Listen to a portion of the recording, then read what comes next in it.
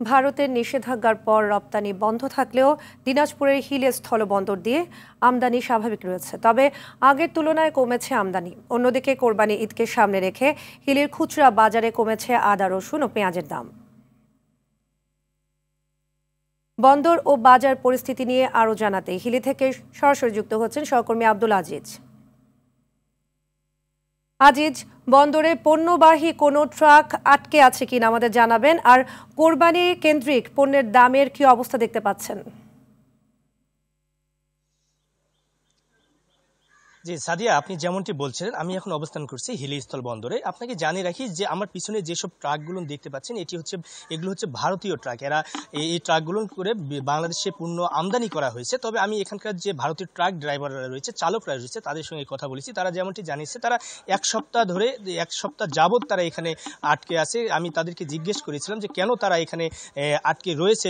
এই বিষয়টি তারা যেমনটি জানিয়েছে যে যেসব পণ্য তারা ভারত থেকে আমদানি করে বাংলাদেশে নিয়ে এসেছে, এইসব পণ্য এখন পর্যন্ত খালাস হয়নি, যার জন্য কিন্তু তারা এখানে আটকে রয়েছে। তবে আরেকটা বিষয় আপনাকে জানিয়ে রাখি, ভারত সরকার বাংলাদেশ থেকে বিভিন্ন পণ্য রপ্তানি বন্ধ করে দিলেও কিন্তু আমদানি হিলি স্থল বন্দর দিয়ে স্বাভাবিক রয়েছে। গত কয়েকদিনের তুলনায় কিন্তু আমদানি অনেকটাই কমে গেছে। গতকালকেও দেখেছিলাম আমরা 25টা পণ্যবাহী ট্রাক বাংলাদেশে আমদানি হয়েছে এবং এর আগের দিন আমদানি হয়েছে মাত্র 17 ট্রাক পণ্য।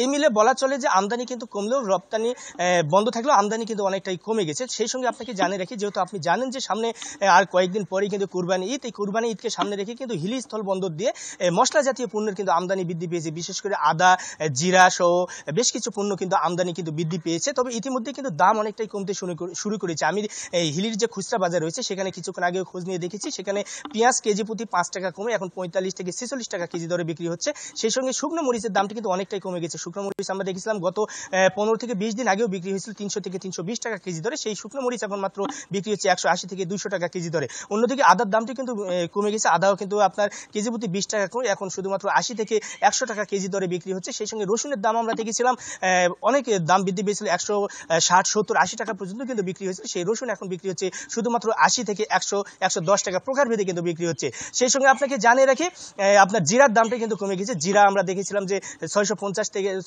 টাকা কেজি দরে বিক্রি হয়েছিল, সেই জিরা এখন 600 থেকে 610 টাকা কেজি দরে কিন্তু বিক্রি হচ্ছে। সব মিলে বলা চলে সাদিয়া যে বাজার পরিস্থিতি কিছুটা স্বাভাবিক রয়েছে। আমি খুচরা ব্যবসায়ীদের সঙ্গে কথা বলছি, যেহেতু সামনে কুরবানি ঈদে আরো দাম বৃদ্ধি হবে কিনা এমনটি কিন্তু তারা জানিয়েছে। তবে তারা বলছে যে আসলে দাম বৃদ্ধির কোনো সুযোগ নেই, দেশে প্রচুর পরিমাণ এসব পণ্য মজুদ রয়েছে। অর্থাৎ পেঁয়াজ বেশি করে আমরা জানি যে ঈদকে সামনে রেখে কিন্তু পেঁয়াজের দামটি বৃদ্ধি হয়, সেই পেঁয়াজ কিন্তু দাম অনেকটাই স্বাভাবিক রয়েছে। তো সাদিয়া, এখন পর্যন্ত এই ছিল আমার কাছে দিনাজপুরে হিলি স্থলবন্দর থেকে বাজার পরিস্থিতি এবং আমদানি রপ্তানি নিয়ে সর্বশেষ। ধন্যবাদ আজিজ আপনাকে।